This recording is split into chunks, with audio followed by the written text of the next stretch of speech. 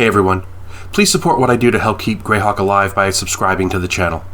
Also, please consider becoming a channel member to get early access to videos, exclusive live chats, quarterly adventure modules, and more.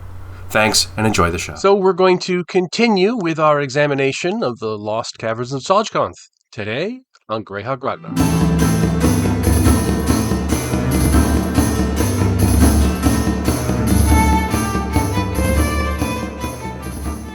So when last we left, we were at the central sphere, which is the heart of the lost caverns. The PCs are just about to go in, and this is a single encounter, which is the hallmark, the final big bad boss of the adventure. The whole encounter is only a page and a half. I'm not going to read the whole thing to you because it's a whole page and a half. But basically, you have a spherical a spherical center to a room. When you come in through those big black doors, you come into one of these. There's like a bunch of them around the circumference of the sphere where you're coming in, and you're kind of overlooking the rest of the sphere on a balcony. There's like a little um, screen and so forth. And in the middle, on the floor, is on a little dais on the floor is a woman wearing armor with a sword and a helmet, and there's a bunch of things around her. And this is Drelzna. Drelzna? Is that how you pronounce that? I guess. Yeah, Drelzna. Drelnza. Drelnza. Uh, God. Um, who is in reality a vampire. She's got a sword which is magical, which its special purpose is it's an intelligent sword made to kill lawful good clerics. She's wearing slippers of spider climbing. There's all kinds of things that make this a really really tough encounter, especially if you've been worn down. The PCs have been worn down by some of the other encounters on the level before they got in here, if they didn't wait to heal up and then do it. But they don't, from their perspective, they have no way of knowing. And just to reiterate, you have to open up all the doors, and then the last one lets you into the thing. She's in stasis until that last door is open and the PCs come in. And she's played very cleverly. She uses her charm ability as much as she can. She has slippers of spider climbing, so she can run around the exterior of the sphere or the interior of the sphere to try to attack individuals one on one, and then because the sphere is otherwise too smooth to be climbed with like anything other than magic and so forth. So it's just a very tough encounter, and she's the climax of the module is defeating her. She will assume gaseous form. She's reduced to 0 hit points. So it's easy enough to bring her back. She's Igwil's daughter, which would make her at least the half sister to Ayuz. Although, as far as I'm aware, we don't really hear anything about her. Maybe in Dragon there were some articles that included her or Dungeon or whatever.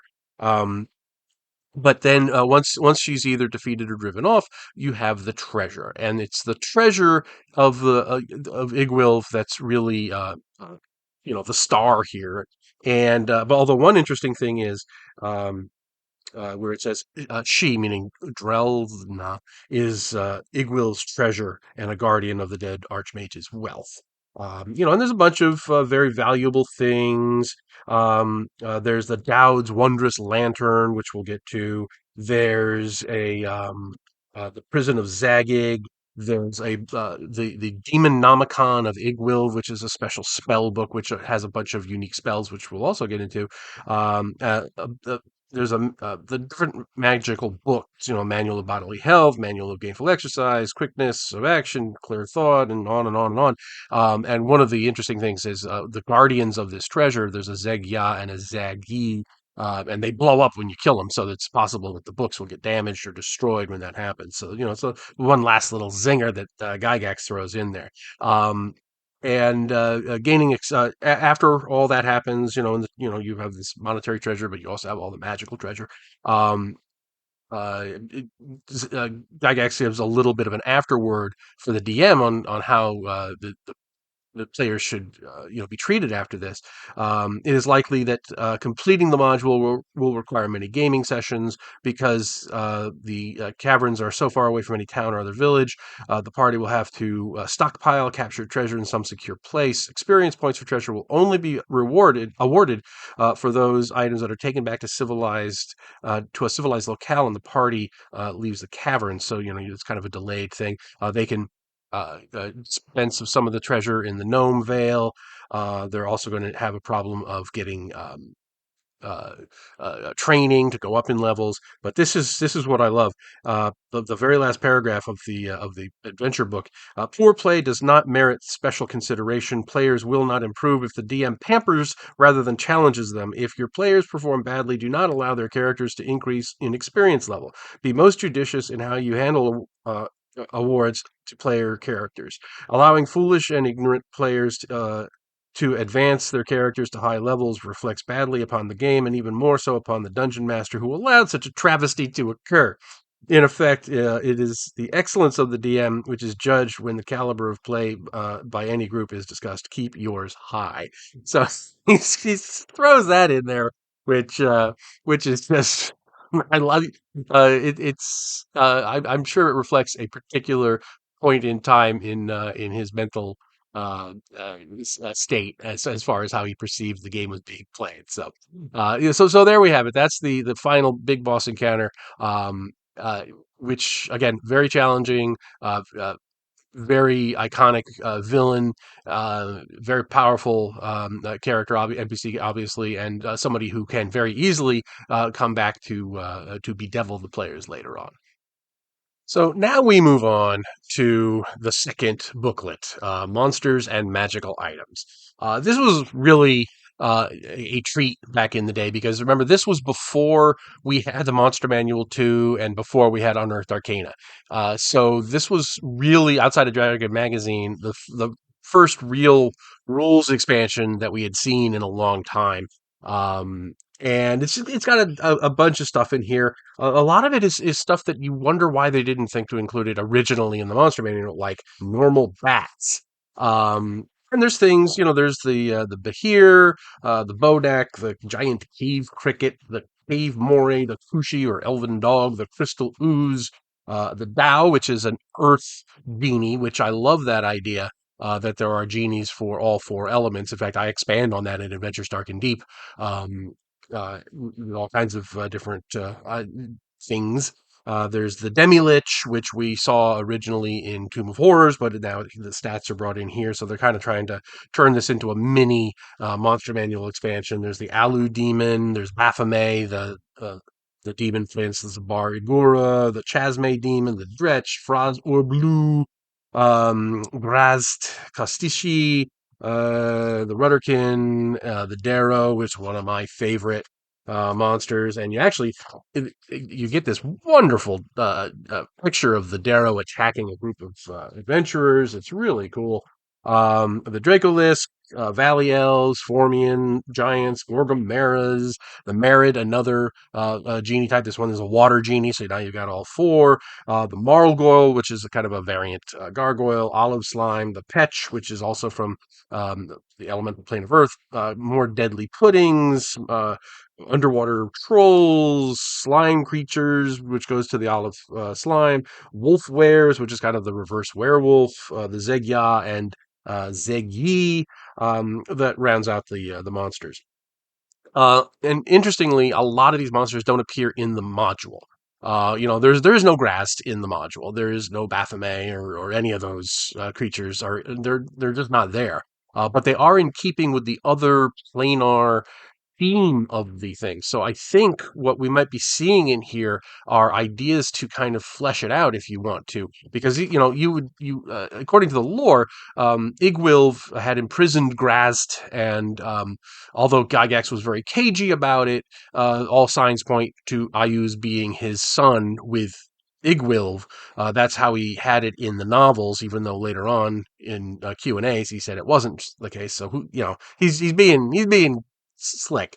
But you could use a lot of these creatures that don't appear in the module already to do expansions of the module. That's we talked about that a little bit in the last video. There's some new potions and magic items. There's the slippers of spider climbing, which we talked about. There's the dagger, long tooth dagger. There's things like that. And then we get into the artifacts. Dowd's wondrous lantern uh, is a just an amazing, amazingly great magic item. It's got a full page and a half description for the lantern, um, and the the the key to the lantern is the lenses that go around the exterior of the lantern. There's fuel, that goes that you make it. Uh, uh, there's the fuel that makes it go and everything. The lantern can be refueled with the following amounts of gems: crushed diamonds, crushed other things, and basically tens of thousands of gold pieces worth of crushed gems. Um, to fuel it. If it is used as a normal lantern, it will burn for 100 years, and then every one of its magical effects take more fuel. Use up more fuel more quickly. Um, and you put these lenses and these prisms to do different effects. And interestingly, they include at the back of the little booklet reputed magical properties of gems and color significances and associations and so forth. And it's kind of like what you see in the Dungeon Master's Guide. But the reason it's included here, the Dungeon Master can use this list in a number of ways related to the material in this module. The DM can choose gems with appropriate magical properties as needed material for the creation of a magical diagram, which we'll talk about in a sec, or as part of the material components for the spells listed in the Demonomicon of Igwil. Again, we'll talk about that. The gems marked with an asterisk may also be used to refuel Dowd's wondrous lantern. So it's directly applicable that they include all this extra material. But the depending on the prism that you have, there could be a hold, there could be haste, color spray, fear, emotion, flame strike, confusion, prismatic spray, and prismatic sphere. It's really a powerful artifact because you have all these different spell effects, but it's also a way of soaking off a lot of treasure from the PCs because if they keep using it, they got to make more fuel. That's going to cost gems and so forth. You could also have other lenses out there, that have other different effects. And I really like that idea, that there are the possibility that you could actually send your PCs on quests to recover these other lenses for the lantern, and you could turn this treasure into its own series of adventures, which I love that idea. There is the Demonomicon of Igwil is another one of the big treasures in here. This is a big magical book. Contains a treatise on the powerful evil creatures of the lower planes, Baphomet and Grazd and so forth and so on. The DM may include descriptive material and personal names as appropriate. Note that a creature's personal name is always kept secret as these can be used for magical purposes. Such creatures also have a common name, which is the only one they will reveal to others. In addition, each of the 6 copies of the Demonomicon known to exist contain the following spells. Now, this is interesting because a lot of these spells appear later in Unearthed Arcana. But as of this writing, the only way a character can have these spells in their spell book is if they have a copy of this Demonomicon, and there's only 6 of them out there. So the inference is that when this module, when the Caverns of Tsojcanth were eventually looted and so forth, these spells kind of passed into more common use because the contents of the Demonomicon became known. So that would be an interesting way of kind of feeding in new magical spells into the campaign. You get prayers for 3 clerical spells: Abjure, Exaction, and Henley's Digit of Disruption, which is the only one, as far as I can tell, the only one that's in here that didn't make it into the Unearthed Arcana. I don't know if that was an unintentional or if they just later on decided they didn't want to put it in, but it was it's notable that they have a new spell in here that you don't see anywhere else. It also has the control words for the Prison of Zagig, which we will also get to. The magic user spells, banishment, binding, dismissal, dolor, ensnarement, and torment are also in here. And they have the two guardians of the Zegi and Zagya, as we said. And then they give the regular details of the spells, including that Henley's Digit of Disruption. And I did a quick check of Unearthed Arcana, and I didn't see anything that might have been that spell just under a different name. It's possible I missed something. So if I did, please mention it in the comments. You see, it's better if I give you permission to do that. So rather than you just doing it on your own, I'm thinking. And it gives all the descriptions. The Prison of Zagig, we know is another one of these artifacts that's in here. There's five of them running around in the campaign.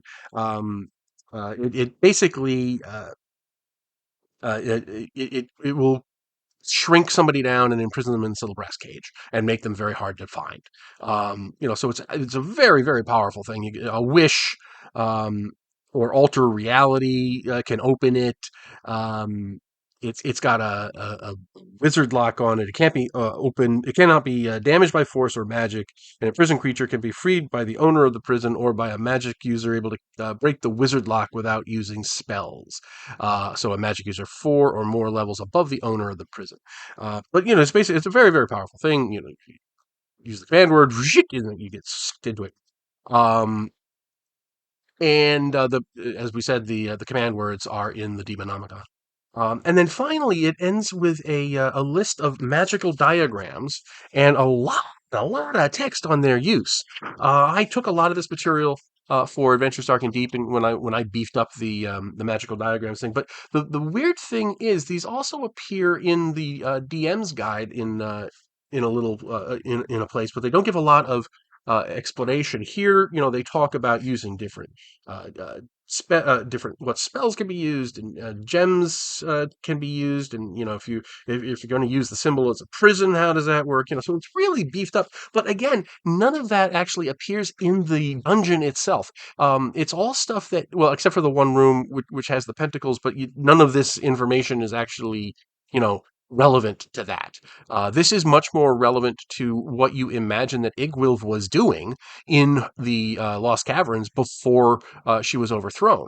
So again, just like having all those demon lords and other monsters, other extraplanar monsters in there, this seems to be geared towards encouraging the DM to expand on what you've already got, on some of those places that run off the map, and some of those extra dimensional spaces and so forth.